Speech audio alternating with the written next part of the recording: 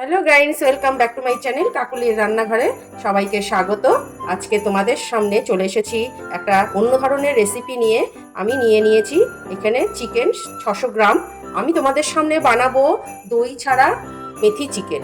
তা কস্তুরি মেথি চিকেন তৈরি করার জন্যে আমি প্রথমে এই চিকেনগুলো ভালো করে ধুয়ে নিয়েছি। তার মধ্যে আমি দিয়ে দেবো লঙ্কা, আদা, রসুন বাটা দিয়ে ম্যারিনেট করে রাখবো। আর দেবো 1 চামচ মতো ভিনিগার। তোমরা যদি ভিনিগার না দাও, লেবু থাকলে তোমরা লেবু ব্যবহার করতে পারো। এইটা দিয়ে ভালো করে আমি ম্যারিনেট করে আধ ঘন্টা রেখে দেবো। আমি এখানে দই ব্যবহার করব না, দই ছাড়াই কস্তুরি মেথি চিকেন তৈরি করব। আজ শুভ নববর্ষ, সবাইকে আন্তরিক শুভেচ্ছা জানিয়ে আমার এই রেসিপিটা শুরু করছি। এবার এটাকে ঢাকা দিয়ে রেখে দেবো। এই কস্তুরি মেথি চিকেন তোমাদের কাছে কেমন লাগবে তা আমাদেরকে কমেন্ট করে শেয়ার করবে এবং লাইক করে জানাবে। তাহলে দেখতে থাকো কিভাবে আমি কস্তুরি মেথি চিকেন তৈরি করছি। আমার কড়াই তেতে গেছে, আমি এখানে সর্ষের তেল দিয়ে দেবো। বেশ খানিকটা সর্ষের তেল দেবো।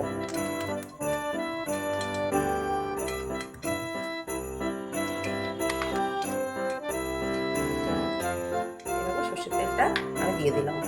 আমার তেল গরম হয়ে গেছে, যে কারণ কস্তুরি মেথি চিকেন করব তার জন্য আমি এখানে গোটা মেথি দিয়ে দিলাম। মেথিগুলোকে ভালো করে ভেজে নিই। মেথিগুলোকে ভেজে নিয়ে এই মেথিগুলো তুলে নেবো, একদম লাল করে ভাজবো। এরকম মেথিগুলো তুলে নিয়েছি। এবার এই তেলে আমি পেঁয়াজগুলো ভাজতে দেবো। তার আগে আমি একটা গোটা বড় আলু দিয়ে দেবো, এটা ভেজে নেবো ভালো করে। পেঁয়াজ দেওয়ার আগে আমি এগুলো ভালো করে ভেজে নেবো। আমি কস্তুরি মেথি চিকেনে আমি আলুটা দেব, আলুটা দিয়েই আমি কস্তুরি মেথি চিকেনটা করবো। খুব সুন্দর করে আমি আলুটা ভেজে নেব। আলুতে একটু নুন দিয়ে দেবো, সামান্য হলুদ দেবো। এবার আলুগুলো পিঠে পিঠ করে ভালো করে ভেজে নেব। আমার আলুগুলো ভাজা হয়ে গেছে, এবার আলুগুলো আমি তুলে নেব। এবার এই তেলের মধ্যে কুচানো পেঁয়াজ দিয়ে দেবো। আমি 3টে কুচানো পেঁয়াজ দিয়েছি, একটু বড় সাইজের। এই পেঁয়াজগুলো একটু ভেজে নেব। পেঁয়াজগুলো ভাজা ভাজা হয়ে গেলে আমি এর মধ্যে টমেটোগুলো দিয়ে দেবো, দিয়ে দুটো খুব ভালোভাবে ভাজবো। এর মধ্যে ভাজা ভাজা হয়ে গেছে, এর মধ্যে স্বাদ মতো লবণ দিয়ে দেবো। স্বাদ মতো লবণ দেবো, হলুদ দেবো, আর জিরের গুঁড়ো দেবো, ধনের গুঁড়ো দেবো। এইভাবে খুব ভালো করে কষিয়ে নিতে হবে। আমি কাশ্মীরের লঙ্কার গুঁড়ো দিয়ে দিলাম খানিকটা। এইভাবে খুব ভালো করে মিডিয়াম আঁচে এটা ভালো করে কষাতে হবে।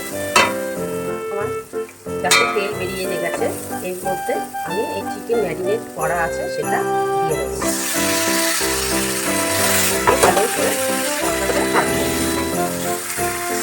12 বছর মিডিয়াম রোতে তোমরা এটা করবে। বেশি হাই ফ্লেভারে দিলে এটা কিন্তু তলা লেগে যেতে পারে বা পোড়া পোড়া হতে পারে। এর মধ্যে খানিকটা আমি কস্তুরি মেথি দিয়ে দেবো। কস্তুরি মেথি দেবো।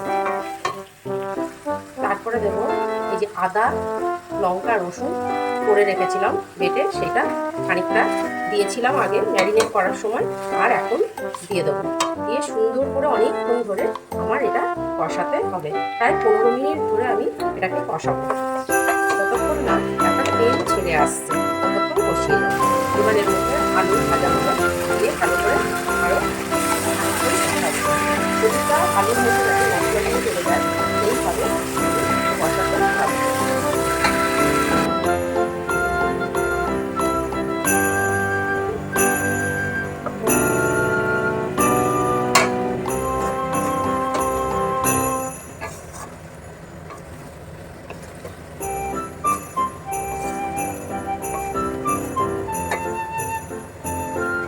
তোমরা কিন্তু এই ফোড়ন দেওয়ার সময় তেলে কখনো অন্য কিছু ফোড়ন দেবে না। এখানে মেথি ফোড়নটা মাস্ট, মেথি ফোড়নই দেবে এবং মেথিগুলো পোড়া পোড়া করে ওটা তুলে ফেলে সেই তেলে রান্না করবে, তবে একটা দারুণ স্বাদের হবে। এদিকে আমার জল গরম হয়ে গেছে, কষানো হয়ে গেছে। এবার আমি এখানে ঠান্ডা জল দেবো না, আমি এই গরম জলটা দেবো, বেশি জল দেবো না, কারণ যতটুকুনি লাগবে এগুলো সেদ্ধ হতে যা লাগবে সেইভাবে আমি দেবো, আর জল দেবো না। এইভাবে আমি এবার নাড়াচাড়া করে ঢাকা দিয়ে রাখবো। এবার এটাকে ঢেকে 15 মিনিট রেখে দেবো। 15 মিনিট বাদে তোমাদের সঙ্গে আবার দেখা। এবার ঢাকনা তুলে দেখে নিই কতটা কি হলো। আমার কস্তুরি মেথি চিকেন হয়ে গেছে। ঝোলটা এরকম রাখবো, আর একটু স্বাদ হওয়ার জন্য সামান্য পরিমাণ চিনি দেবো, আর লাস্টে দেবো কস্তুরি মেথি। আমার হয়ে গেছে কস্তুরি মেথি চিকেন। কেমন লাগলো ভিডিওটা অবশ্যই কমেন্ট করে জানাবে, লাইক করবে। ঢেলে ফেলে দিচ্ছি, হয়ে গেছে।